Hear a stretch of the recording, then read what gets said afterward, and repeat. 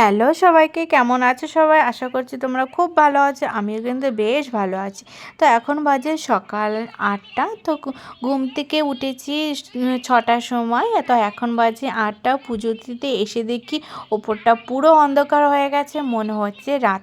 তো এদিকে ছাদের দরজাটা খুলে দেখি পুরোটা মেঘে গোটা মেঘে আচ্ছন্ন হয়ে গেছে। তো যাই হোক, আমি চান টান করে কিন্তু এবার পুজো দিয়ে দেবো। তাই কিন্তু আমাকে এখন লাইটটা অন করতে হবে, যেহেতু কিচ্ছু কিন্তু দেখা যাচ্ছে না, উপরটা দেখতেই পাচ্ছ পুরোটাই অন্ধকার। তো এইদিকে পুজো দিতে দেওয়া শেষ হয়ে গেছে, তারপরেই কিন্তু শুরু হলো প্রচণ্ড বৃষ্টি, প্রচণ্ডই বৃষ্টি। তো ছাদের দরজাটা খুলে দেখি, দেখো কতটা বৃষ্টি নেমে গেছে, আর মেঘ তো পুরো মেঘে ঢেকে গেছে, পুরো মেঘে অন্ধকার হয়ে গেছে।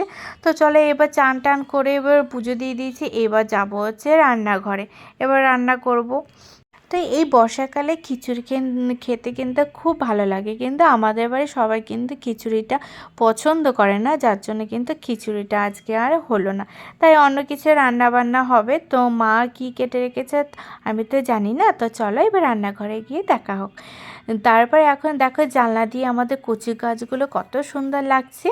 তো এইদিকে মা এদিকে কিছু সবজি কেটে রেখেছিল, তাই প্রথমে কিন্তু আমি পটল ভাজাটা চাপিয়ে দিয়েছি। চলো পরে এবার শেয়ার করবো যে কী কী রান্না করলাম।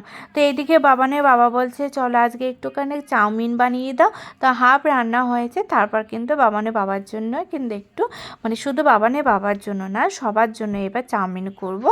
এই সকালবেলা টিফিনটা আমরা চাউমিন দিয়েই করবো।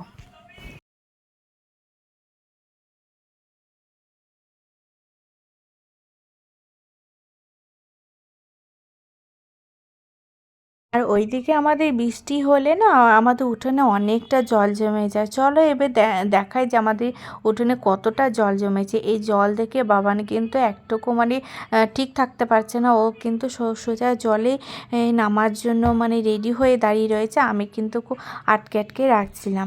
তো এদিকে চলো আমাদের তো এটা জল তো জমে গেছে। তো চলো এদিকে চাউমিনের জন্য কিছু কেটে নিই।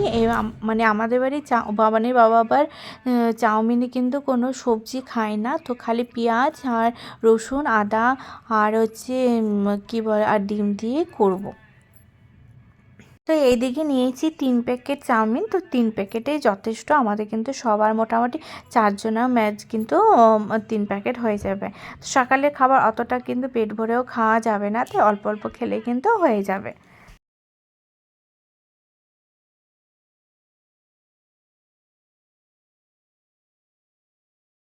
এইদিকে একটা বড় একটা গামলাতে কিন্তু আমি ওই চাউমিনটা কিন্তু সেদ্ধ বসিয়ে দিয়েছি, আর বাবান কিন্তু এসে খালি চাউমিনটা সেদ্ধ যেহেতু আমার হয়ে গেছে, সেখানে কিন্তু কাঁচা কাঁচা চাউমিনগুলোই কিন্তু খেতে খেয়ে নিচ্ছে বা খেয়ে নিচ্ছে। আর বাবান কিন্তু চাউমিন ম্যাগি এগুলো খেতে খুব খুব পছন্দ করে। তো এইদিকে আমি এবার দেখো চাউমিনটা আমি চাপিয়ে দিয়েছি।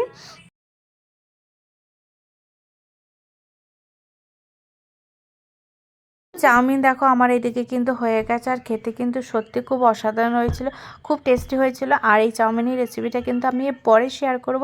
আজকে কিন্তু অতটা সময় ছিল না যে চাউমিনের রেসিপিটা আমি শেয়ার করব, তাই আমি এইভাবেই দেখালাম, এইটুকুই দেখাতে পারলাম। চলো এদিকে কিন্তু সবাইকে এক এক করে দিয়ে দিই। আর আমার বাবান কিন্তু চাউমিন খাবার জন্য কিন্তু ঘরে বারে বারে চলে আসছিল। তো চলো এদিকে চাউমিন খেয়ে দিয়ে এবার রান্নাঘরে চলে এলাম আবার। তো আমি এদিকে রান্না করেছিলাম উচ্ছে ভাজা, পটল ভাজা, আলু পোস্ত, আর লাউ দিয়ে চিংড়ি মাছ, আর হচ্ছে টকের জল। এটা গরমকালে টকের জলটা কিন্তু খুব শরীরের পক্ষে ভালো, এটা গরম কাটে। তো এইদিকে গ্যাস ট্যাস মুছে কিন্তু আমি এইদিকে আবার ভাত চাপিয়ে দিয়েছি, আর এইদিকে ততক্ষণে কিন্তু বৃষ্টি একেবারে কমে গেছে। তো আমার ভিডিওটা এই পর্যন্ত কেমন লাগলো তোমরা অবশ্যই কমেন্ট করে জানিও। তো টাটা।